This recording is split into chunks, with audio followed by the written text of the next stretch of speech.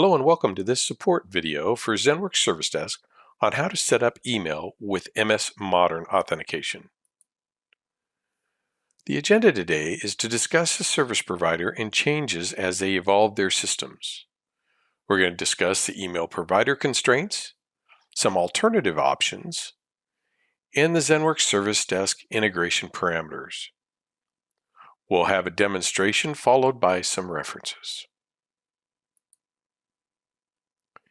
Be sure to have your service provider documentation handy. We cannot control what processes they may change as a service provider, and they evolve this technology. Providers have slightly different terms for IDs, like Microsoft uses application ID, which equals the client ID. And redirect URI may be different depending on the vendor, like Microsoft redirect URI is referred to as web, and Google calls it web applications. Others may call it web service. So be aware of those terms that your service provider uses. Some precedent concerns. Be aware of global security and tenant policies and existing and previous Azure AD email configurations on your system. Azure Global setting is enabled to enforce for multi-factor authentication and cannot be overwritten. Some constraints directly related to Microsoft. The username password flow isn't compatible with conditional access and multi-factor authentication. If your application runs in an Azure AD tenant, where the tenant admin requires multi-factor authentication, do not use ZenWorks Service Desk MSModern Authentication. Use OAuth authentication. MSModern Authentication only works with work and school accounts and doesn't work with managed service accounts, MSAs. Some alternative options: if failing configuration because of constraints or your environment configurations like firewall or other things, use OAuth authentication process. You can find this on the OpenText Support and Training channel for ZenWorks Service Desk listed in the reference slide. We have another OAuth authentication video just for ZenWorks Service Desk. Some ZenWorks Service Desk integration using MSModern Authentication. Just know that it's tightly coupled with ZSD with the Microsoft libraries so that the token process is automated. The demonstration video here is created with the developer account, so your service provider settings may be different depending on the account. And be patient when using Azure AD.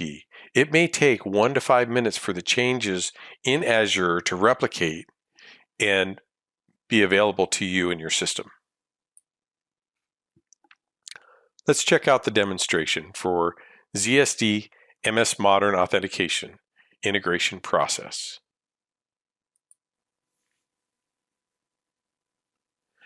So now that we know our constraints, we have our settings, we're going to go over to Service Desk.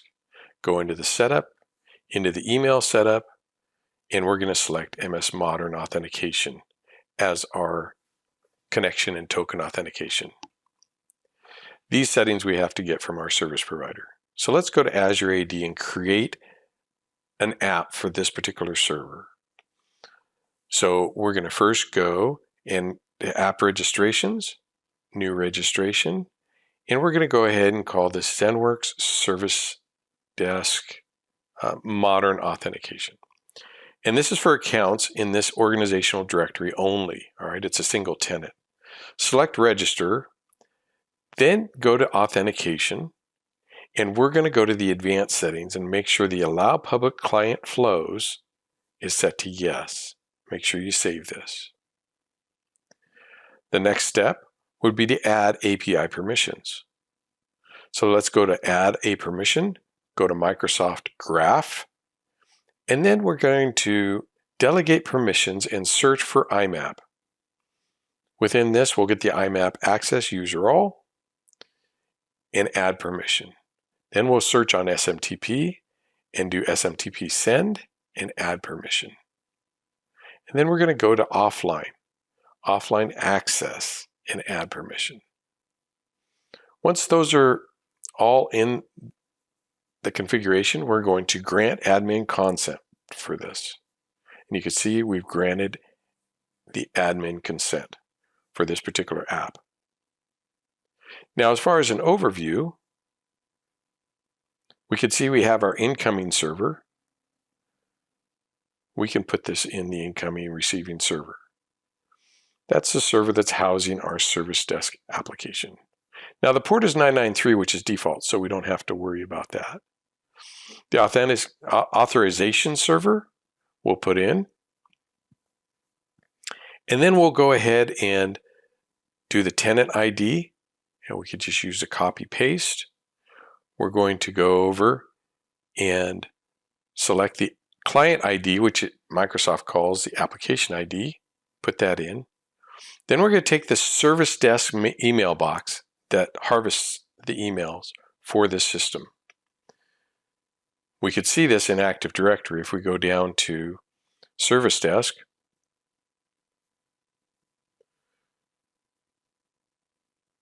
We can see the email account. Let's go to Mail.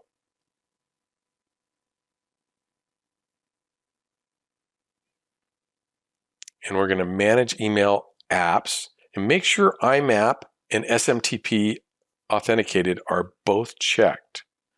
This is another critical point to make sure these manage email apps are both checked for this service desk account. Now we're going to go back to Azure AD.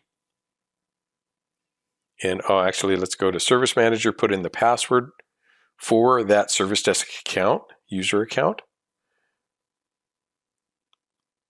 Now we can also take this and put it into sending. The reply to would be the same.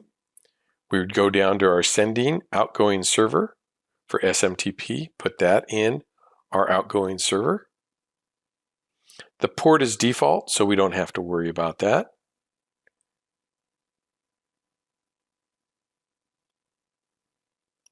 Let's go ahead and then put our username and password for logging into that email inbox to do our processing. We're going to go ahead and take our authorization server. We can just cut and paste all of three of these back down here. Authorization server, tenant ID, and client ID. Hit save. You can see they're updated successfully, and we'll hit test. And once it completes the test, you can see the incoming server connected successfully.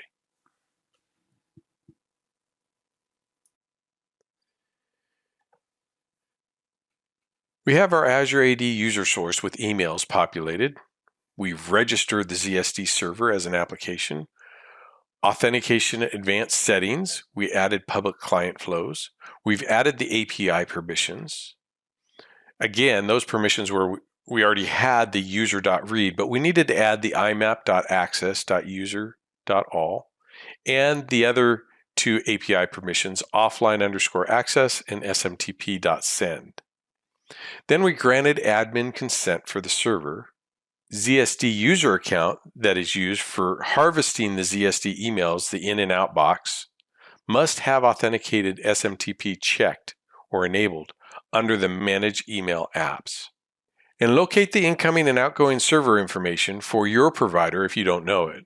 Now, all the information is available to configure ZSD settings for MSModern Authentication. Put in the provider incoming and outgoing servers and ports, ZSD username and password for the email inbox that ZSD will use, then copy and paste the tenant ID in the application or client ID. Then you can hit test to see if the connection is good. Once it's good, go ahead and select Save, and you have configured your MSModern Authentication. Here are some references and documentation that you can relate to as far as the provider server settings, the administration guide, email setup, and then there are more resources in the lookbook, ZSD customization cookbook, and the Open Text Support and Training ZenWorks Service Desk channel, where you will find the OAuth authentication as well. And the Open Text Support and Training ZenWorks Service Desk channel, where you will find both this recording and the OAuth authentication recording. Thank you for your time. This concludes the ZSD Modern Authentication configuration for ZenWorks Service Desk.